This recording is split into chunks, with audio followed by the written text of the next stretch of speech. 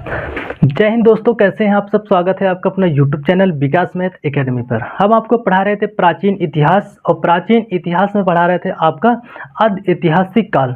अर्ध ऐतिहासिक काल के अंतर्गत हम लोग जो है सिंधु घाटी सभ्यता को पढ़ते हैं, और बताए थे कि सिंधु घाटी जो सभ्यता था वो पूरी की पूरी सभ्यता सिंधु नदी के किनारे स्थित था। और इसको जब खुदाई किया गया तो इसमें लगभग जो है 300 से लेकर के 350 तक सभ्यता देखने के लिए मिली थी।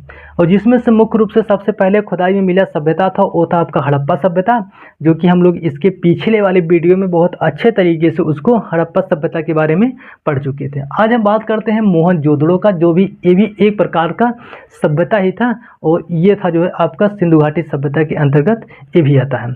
अगर हम बात करते हैं यहाँ पे मोहनजोदड़ो का, तो जिसका अर्थ होता है मृतकों का टीला, अर्थात मरे हुए लोगों का समूह कहलाता है।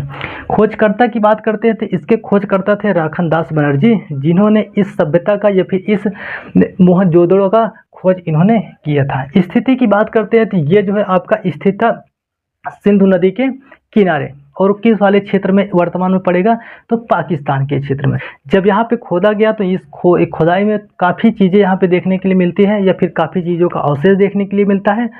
यहाँ पे मिला था एक बड़ा अन्नागार। देखिए, अन्नागार तो आपका हड़प्पा वाले सभ्यता में मिला था, लेकिन वहाँ का जो अन्नागार था वो छोटे आकार में था, जबकि यहाँ का जो अन्नागार था वो काफ़ी बड़े आकार में था। अन्नागार का मतलब होता है अनाज रखने का गोदाम। और बात करते थे यहाँ पे स्नानागार भी देखने के लिए मिला था, जिसको हम लोग साधारण भाषा में कर सकते हैं कि तालाब देखने के लिए मिला था। और बात करते थे यहाँ पे सभागार देखने के लिए मिला। सड़कें जो है चौड़ी दिखाई दिया। सभागार से इस बात का पता चलता है कि वहाँ के लोग भी किसी चीज़ को लेकर के, किसी विषय को लेकर के इकट्ठा होते थे और उस बात पे चर्चा करते थे, और जहाँ इकट्ठा होते थे वही क्या कहलाता है, सभागार कहलाता है। और यह सड़कें की बात करते हैं, यहाँ की सड़कें जो है काफ़ी चौड़ी देखने के लिए मिली थी। और अवशेष की यहाँ पे आगे बात करते थे, यहाँ पे जो है अवशेष देखने को मिला था सूती वस्त्र के अवशेष, जिससे इस बात का पता चलता है कि वहाँ के लोग जो है सूती वस्त्र का प्रयोग किया करते थे। और हम बात करते हैं आगे, तो यहाँ पे यहाँ का जो शहर था वो बड़ा शहर था और विकसित शहर था। बड़ा शहर होने के कारण ये क्या था, विकसित शहर था। अब बड़ा शहर होगा तो संभावनाएं तो ज़्यादा है कि विकसित ही होगा, क्योंकि जितने भी बड़े शहर हैं क्या है, विकसित शहर ही है।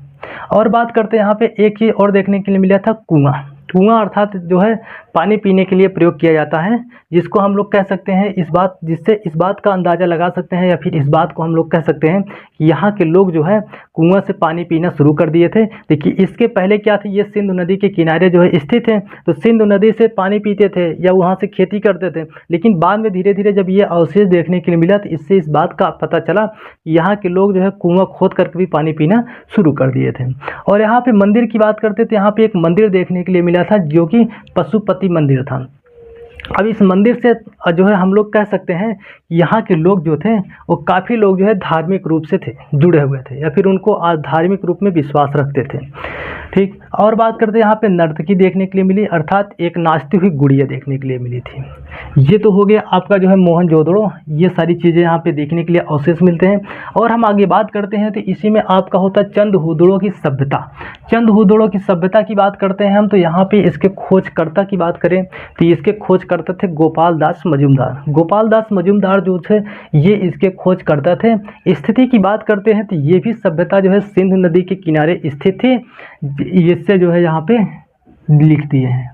और बात करते हैं यहाँ पे मिलने वाले वस्तु या फिर मिलने वाले सामान की बात करते हैं, तो यहाँ पर जो है मेकअप का सामान मिला, डिजाइन ईंट मिला। मेकअप के सामान से मतलब ये हुआ कि इससे इस बात का पता चलता है कि उस समय की जो महिलाएं थी वो जो है थोड़ा बहुत मेकअप करती थी। आज के समय में महिलाएं तो ज़्यादा करती हैं, लेकिन उस समय की महिलाएं थोड़ा बहुत मेकअप करती थी। इससे इस बात का हमें पता चलता है। डिजाइन ईंट का प्रयोग हुआ करता था, जिसका अवशेष हमें वहाँ पे देखने के लिए मिलता है।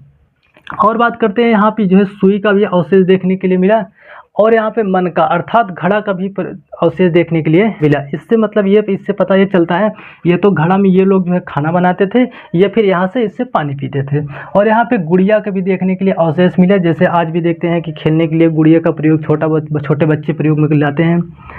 एक मुख्य पॉइंट यहाँ पे ये देखने के लिए मिला था यहाँ पे बिल्ली का पीछा करता हुआ कुत्ता दिखाई दिया। जैसे आज के समय भी क्या होता है कि अभी एक बिल्ली जो है बाहर दौड़ना चालू कर दे तो काफ़ी कुत्ते उसके पीछे उसको पीछा कर लेते हैं, दौड़ाते हैं। तो उसी तरीके से यहाँ पे देखा गया अवशेष कि बिल्ली एक भाग रही थी और उसके पीछे कुत्ते जो है दौड़ रहे थे। तो इससे ये पता चला कि बिल्ली का पीछा करता हुआ कुत्ता वहाँ पे दिखाई दिया। आगे की बात करते हैं, चंदहुदड़ों की सभ्यता तो कंप्लीट हो गया। आगे बात करते हैं रोपड़ की सभ्यता।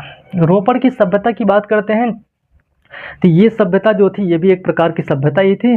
और ये इसके खोजकर्ता की बात करते हैं तो इसके खोजकर्ता थे यज्ञदत्त शर्मा। यज्ञदत्त शर्मा जो है इसके खोजकर्ता थे। स्थिति की बात करते हैं तो ये सतलज नदी के किनारे स्थित था, जो कि वर्तमान में पंजाब के क्षेत्र में पड़ेगा। और बाकी देखिए और जितने ज़्यादा की ज़्यादा सभ्यताएं जो थी वो सिंधु नदी के किनारे स्थित थी, लेकिन सिंधु नदी के ही लगभग सहायक नदी कह सकते हैं उस समय का, कि यहाँ पे सतलज नदी थी उसके किनारे ये सभ्यता देखने के लिए मिली थी। और यहाँ पे एक मुख्य पॉइंट यहाँ पे ये चीज़ देखने के लिए मिला था कि यहाँ पे मानव के साथ साथ जानवरों को भी दफनाया गया, इसका अवशेष मिला था। जैसे मानव मर जाते थे तो उसको दफना देते थे तो उसके साइड में जो है उसका जानवर भी दफनाया जाता था, जिस जानवर से उनका लगा हुआ करता था, जिससे इस बात का पता चलता था कि उस समय के जो मानव थे वो जो है जानवर प्रेमी हुआ करते थे। ये हो गया आपका रोपड़ की सभ्यता। आगे बात करते हैं बनवाली की सभ्यता। बनवाली की सभ्यता की बात करते हैं इसके स्थिति का। ये हरियाणा के क्षेत्र में स्थित था और यहाँ पे नाली खराब थी, सड़कें खराब थी और सोख्ता देखने के लिए मिला था। नाली खराब थी, सड़कें खराब थी, जिससे इस बात का अंदाज़ा लगा सकते हैं कि ये सभ्यता जो है पूर्ण रूप से विकसित सभ्यता नहीं थी, क्योंकि जब सड़कें खराब थी तो विकसित नहीं कर सकते। जैसे आज के समय में देखेंगे जिस एरिया में या फिर जिस क्षेत्र में अगर सड़कें बढ़िया हैं, बिजली बढ़िया है, तो ये एरिया जो है विकसित एरिया माना जाता है। तो उसी तरीके से इस बात का आप अंदाज़ा लगा सकते हैं, नाली खराब और सड़कें खराब थी तो इसका मतलब ये सभ्यता विकसित नहीं थी। यहाँ पे सोख्ते का भी प्रयोग किया गया था। सोख्ते का मतलब ये होता है कि पानी सोखने वाला। जैसे आज भी देखते हैं कि गाँव में भी या फिर शहर में भी सोख्ता का प्रयोग किया जाता है, जिससे जो है नल का पानी जो है वहाँ पर इकट्ठा होकर के वो अंदर अंदर सोख जाता है। तो इस प्रकार से सोख्ते का प्रयोग भी यहाँ पे देखने के लिए मिलता है। आगे हम बात करते हैं लोथल सभ्यता। लोथल सभ्यता की बात करते हैं तो ये जो है आपका स्थित था भोगवा नदी। भोगवा एक नदी उस समय की पुरानी नदी हुआ करती थी, जिसके किनारे ये सभ्यता स्थित थी। नदी के किनारे देखा गया कि बंदरगाह भी थे। बंदरगाह का मतलब ये होता है कि जहाँ जहाँ बड़ी बड़ी पानी की जहाज़ें जो है आती हैं व्यापार करने के लिए, वहाँ से आयात होता और निर्यात होता। आयात निर्यात का मतलब ये हुआ कि अपने देश से सामान दूसरे देश भेजा जाता है और दूसरे देश से सामान अपने यहाँ मंगाया जाता है। तो वहाँ पे बंदरगाह देखने के लिए मिली थी। इसका मतलब ये हुआ कि उस समय भी व्यापार का प्रचलन था या फिर वहाँ के लोग भी व्यापार करना शुरू किए थे। और बात करते थे यहाँ पे एक विदेशी मोहर देखा गया और मोहर से इस बात का पता चला कि ये मोहर जो है बल्कि भारत का ना होकर के ये फारस का मोहर था। ठीक, आगे बात करते थे यहाँ के लोग देखिए बंदरगाह तो जब था ही तो बंदरगाह से व्यापार होता था। अब व्यापार करने के लिए आज भी देखेंगे व्यापार करने के लिए आपको किलो बटखरे का प्रयोग करना पड़ता है। तो उस समय भी माप तोल के लिए वाट का प्रयोग किया जाता था और उस समय का जो क्योंकि व्यापार के लिए। और उस समय का जो सबसे छोटा वाट माना गया वो देखा गया कि सिर्फ कितना किलो का था, 16 किलो का था। जैसे आज के समय में क्या है, छोटा वाट के तौर पे आपको 1 किलो हो गया, आधा किलो हो गया, 2 किलो हो गया, लेकिन उस समय सबसे छोटा वाट के तौर पे कौन सा देखा गया, कितना किलो का, 16 किलो का देखा गया। और बात करते हैं तो यहाँ के घर का दरवाजा सड़क के सामने हुआ करती थी, बीच में सड़क हुआ करता था और दोनों तरफ से घर हुआ करते थे और दोनों तरफ के घर के दरवाजे किस तरफ होते थे, सड़क के किनारे हुआ करते थे। ठीक, आगे बात करते हैं मेसोपोटामिया की सभ्यता का। मेसोपोटामिया सभ्यता की बात करते हैं तो मेसोपोटामिया सभ्यता किसी भी प्रकार का कोई अकेले सभ्यता या एक सभ्यता नहीं थी, बल्कि ये जो है 4 सभ्यताओं का एक बल्कि समूह था। जब 4 सभ्यता कौन कौन से थे तो सुमेरियन था, बेबीलोन था, आर्सिया था और कैंडिया था। ये जो है तो सुमेरियन, बेबीलोन, आर्सिया और कैंडिया, ये 4 प्रकार के सभ्यताओं के समूह को हम लोग क्या बोलते हैं, मेसोपोटामिया की सभ्यता। अब बात करते हैं मेसोपोटामिया सभ्यता, ये तो सबसे पुरानी सभ्यता ये है मेसोपोटामिया। और आगे बात करते हैं ग्रामीण सभ्यता। ये ग्रामीण सभ्यता थी, अर्थात यहाँ के लोग जो थे ये शहरी ना होकर के एक गाँव के रूप में बसे हुए थे और जीवन यापन करते थे। और मिट्टी की बात करते हैं तो यहाँ की मिट्टी जो है उपजाऊ मिट्टी थी।